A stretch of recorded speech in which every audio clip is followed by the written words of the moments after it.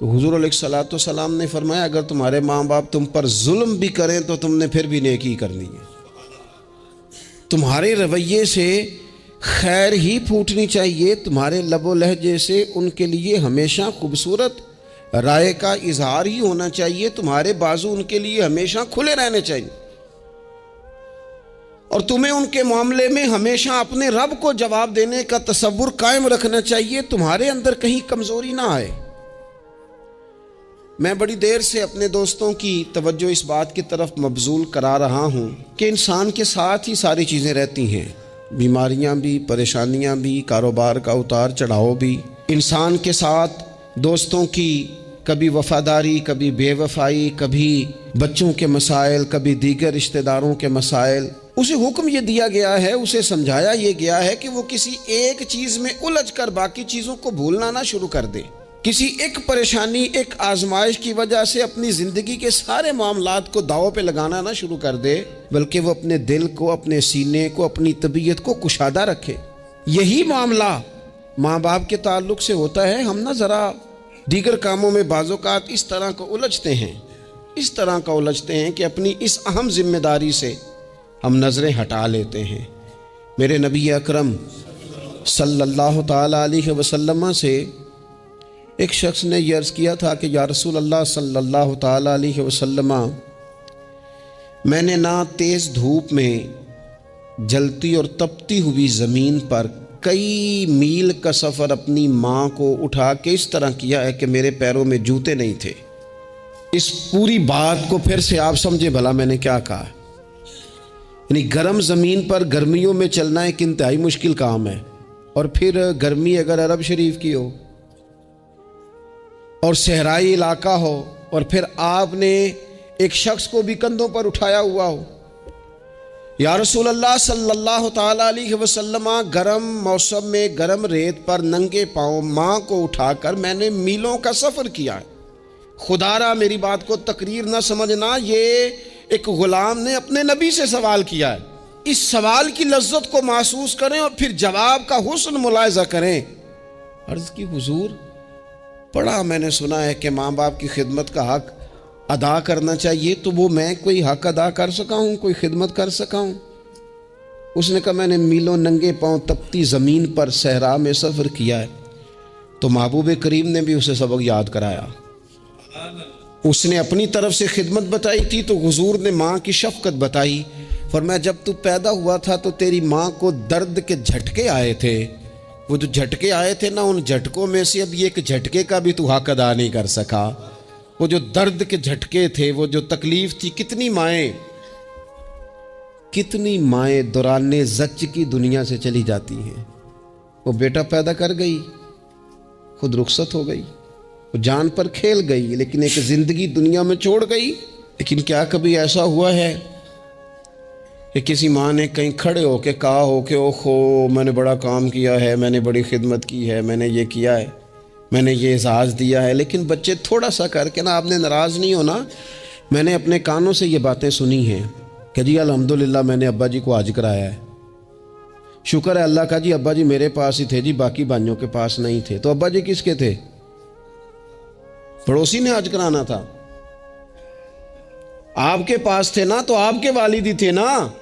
آپ نے یہ 20 مرتبہ بتایا ہے کہ والد کی میں خدمت کرتا ہوں، میرے پاس رہتا، یہ بھی بتاؤ کہ ابا نے مجھے حصہ کتنا دیا ہے۔ ساتھ یہ بھی بیان کرو کہ صرف ابا ہی میرے پاس نہیں رہتا، میں نے بھی ساری زندگی باپ کے پاس ہی گزاری ہے۔ اس نے بھی کبھی کہا تھا چاروں میرے پاس ہوتے ہیں، پانچوں میں نے رکھے ہوئے ہیں۔ کیا مذاق ہے، کتنی چھوٹی سوچ ہے۔ اپنے والدین کے ساتھ بڑا رویہ عمدہ کیا جائے، کبھی نہ الجھنا۔ خبردار، ایک مقام پر ماں باپ کی نافرمانی کی جا سکتی ہے، وہ کب؟ جب وہ آپ کو دین کے مخالف چلنے کا کہیں،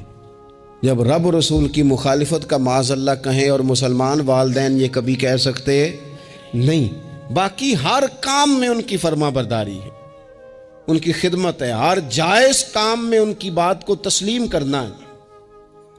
بلکہ حضرت اسماء بنت ابی بکر صدیق، حضرت صدیق اکبر رضی اللہ تعالی انہوں کی صاحبزادی ہیں، انہوں نے ایک دفعہ نبی پاک علیہ السلام کی خدمت میں ایک سوال بھیجا تھا، عرض کی یا رسول اللہ صلی اللہ تعالی علیہ وسلم ماں مشرکہ ہے، اللہ رسول کو نہیں مانتی، معاذ اللہ، ماں مشرکہ ہے، تو حضور وہ مجھ سے ملنا چاہتی ہے، کیا میں اس سے حسن سلوک کر سکتی ہوں؟ نبی کریم نے فرمایا تیری تو ماں ہے نا، چل تو اچھا سلوک ہی کر، تو اپنا رویہ اس کے ساتھ ٹھیک رکھ، کیونکہ تیری والدہ ہے۔ میں آج حقوق والدین پر تقریر نہیں کرنے جا رہا، بس ایسے ہی مجھے خیال آیا، میں ایک دوست نے ایک سوال پوچھا ہے، مجھے اچھا لگا ان کا بات پوچھنا۔ انہوں نے یہ پوچھا ہے کہ اگر کسی شخص کے والدین دنیا سے چلے جائیں اور جانے کے بعد اسے احساس ہو کہ مجھ سے بڑی غلطیاں ہو گئیں، اسے احساس ہو کہ بڑی کوتاہیاں ہو گئیں، بڑی جگہوں پہ میں بھول گیا۔ بہت سارے لوگوں کو پچھتاوا ہوتا ہے کہ یار بڑی چیزیں تھیں جو ہم کر سکتے تھے پر ہم سے نہیں ہو سکیں۔ انہوں نے پوچھا جی کوئی اب بھی کوئی اس کا حل ہے؟ تو میں نے کہا ہے نا، ہم رسول رحمت کے ماننے والے ہیں صلی اللہ تعالی علیہ وسلم۔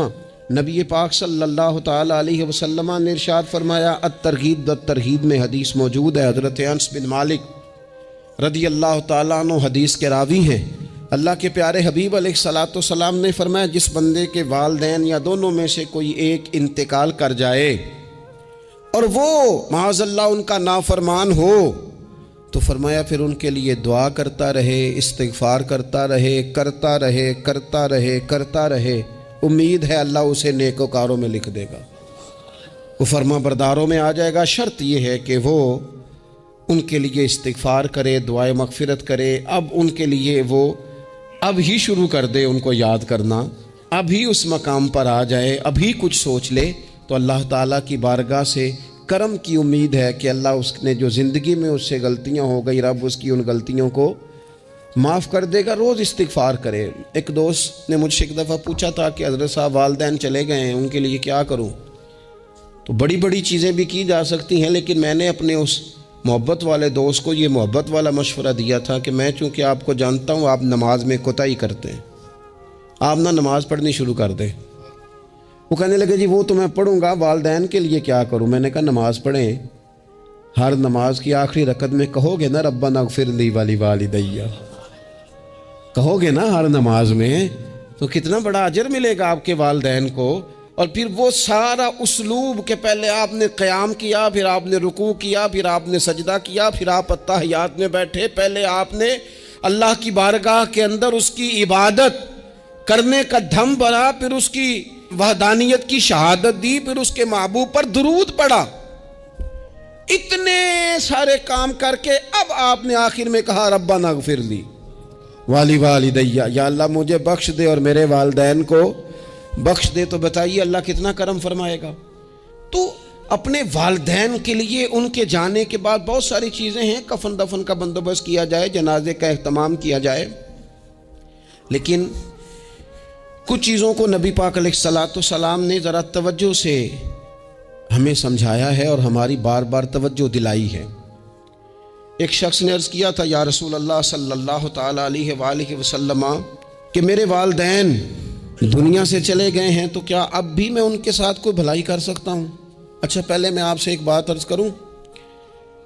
ہمیں موقع ملتا ہے ختمات شریف پہ جانے کا، اصال ثواب کی مجالس میں حاضری کا، اور پھر اللہ تعالیٰ یہ بھی موقع دیتا ہے کہ بعض اوقات مسلمانوں کے لیے دعا کرتے ہیں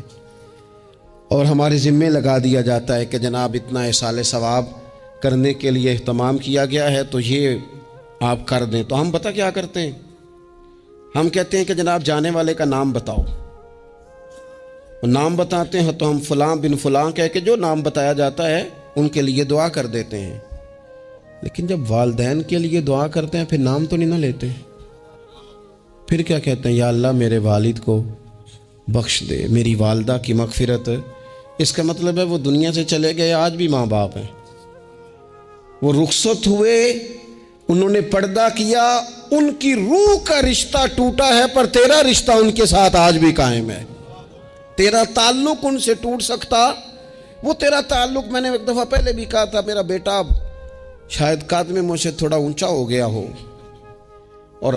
اللہ تعالیٰ نے مجھے بڑے محبت والے سنگی دیے، میں نے اپنی حیثیت اہمیت سے بڑھ کر دنیا میں محبت پائی، لیکن میں نے اپنی زندگی میں سب سے زیادہ اپنے والد کی کمی محسوس کی، بڑی محسوس کی۔ ابھی بھی کبھی کبھی سوچتا ہوں کہ کچھ باتیں صرف ان سے ہو سکتی ہیں، کسی اور سے نہیں ہو سکتی۔ کبھی کبھی محسوس ہوتا ہے کہ ان کے دامن کے اندر ٹھنڈ کے موقع پر نگ ملتا تھا اور گرمی کے موقع پر ٹھنڈی ہوا آتی تھی۔ یہ خاص انہی لوگوں کا وطیرہ، یہ انہی کا خاصہ ہے۔ پتہ نہیں اللہ نے کس طرح ان لوگوں کو بنایا ہے اور کس طرح کا یہ رشتہ بنایا۔ تو نبی اکرم صلی اللہ تعالیٰ علیہ وسلم کی خدمت عالی مرتبت میں عرض کیا، صحابی نے، سنن ابو داؤد شریف میں حدیث ہے، عرض کی یا رسول اللہ صلی اللہ تعالیٰ علیہ وسلم، میرے والدین چلے گئے تو کیا میں ان کے جانے کے بعد بھی ان کے لیے کچھ کر سکتا ہوں؟ تو نبی پاک نے 5 باتیں ارشاد فرمائیں۔ فرمایا ہاں، ایک تو ان کے لیے دعا مانگا کر، دوسرا اللہ کے محبوب نے فرمایا ان کے لیے استغفار کیا کر، تیسرا رسول کریم علیہ السلام نے فرمایا اگر انہوں نے کسی سے کوئی وعدہ کیا تھا تو اسے پورا کر دے، اگر تجھ سے ہو سکے، اور رسول کریم علیہ السلام نے فرمایا اگر ہو سکے تو ان کی طرف سے صلہ رحمی بھی کر، یعنی ان کے رشتہ داروں سے اچھا سلوک کر، اپنے چچاؤں کے ساتھ تو نیکی کر، اور اگر تیری والدہ کی طرف سے تو نیکی کرنا چاہے تو اپنے ماموں کے ساتھ، خالاؤں کے ساتھ تو اچھا سلوک کر، اور پھر 5ویں نمبر پر محبوب نے فرمایا اپنے والد کے دوستوں کی تعظیم کر، ان کے لیے تیرے دل میں اچھے جذبات ہوں، تو اکرام کر دوستوں کا۔ اور والد کے دوستوں کے اکرام کا تو اتنا بڑا درجہ ہے کہ حضرت ابو بردہ رضی اللہ تعالیٰ عنہ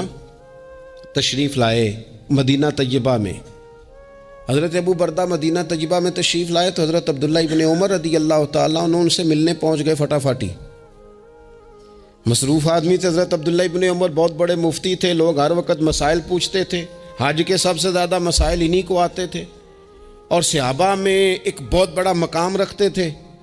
حضرت عبداللہ ابن عمر فوراً حضرت ابو بردہ رضی اللہ تعالیٰ عنہ سے ملاقات کے لیے پہنچے،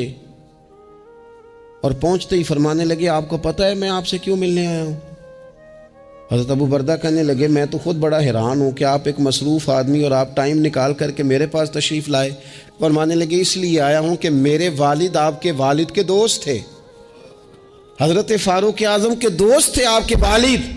اور یہ صحیح ابن حبان میں یہ لفظ موجود ہیں۔ حضرت سیدنا عبداللہ ابن عمر رضی اللہ تعالیٰ عنہ فرمانے لگے نبی پاک علیہ السلام نے فرمایا ہے کہ جو اپنے والد کی قبر میں ان سے اچھا سلوک کرنا چاہے وہ والد کے دوستوں کے ساتھ اچھا سلوک کرے، وہ اس رویے کو، اس محبت کو قائم کرے، اس چیز پر خاص اہتمام کرے، خاص ذوق دے۔ ہمارے ہاں نا جی ہم جلدی سے مصروف ہو جاتے ہیں اور اپنے دوستوں کو زیادہ ٹائم دیتے ہیں، اپنا آنا جانا، اپنا اٹھنا بیٹھنا، اپنے شب و روز ان میں ہم زیادہ وقت گزارتے ہیں۔ کرنے کا کام یہ ہے کہ تھوڑا ٹائم نکال کے، تھوڑی فرصت دیکھ کر اس پر تھوڑی توجہ دی جائے۔ اسی طرح معروف روایت سیاستہ میں موجود ہے، حضرت مالک بن دار کہتے ہیں کہ میں حضرت عبداللہ ابن عمر کے ساتھ جا رہا تھا تو میں نے دیکھا ایک بدو ننگے پاؤں اور ننگے سر آ رہے ہیں۔ حضرت عبداللہ ابن عمر نے فٹافٹ انہیں اپنی سواری بھی دے دی، سیاستہ سے حدیث عرض کر رہا ہوں، سواری بھی دے دی اور پگڑی بھی دے دی۔ فرماتے میں نے عرض کی حضرت عبداللہ ابن عمر سے کہ حضور یہ بدو ہیں، یہ تو تھوڑے سے نذرانے پہ بھی خوش ہو جاتے،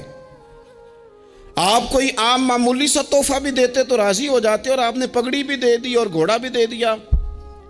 حضرت عبداللہ ابن عمر کہنے لگے یہ کوئی عام آدمی نہیں، یہ میرے والد کے دوست ہیں،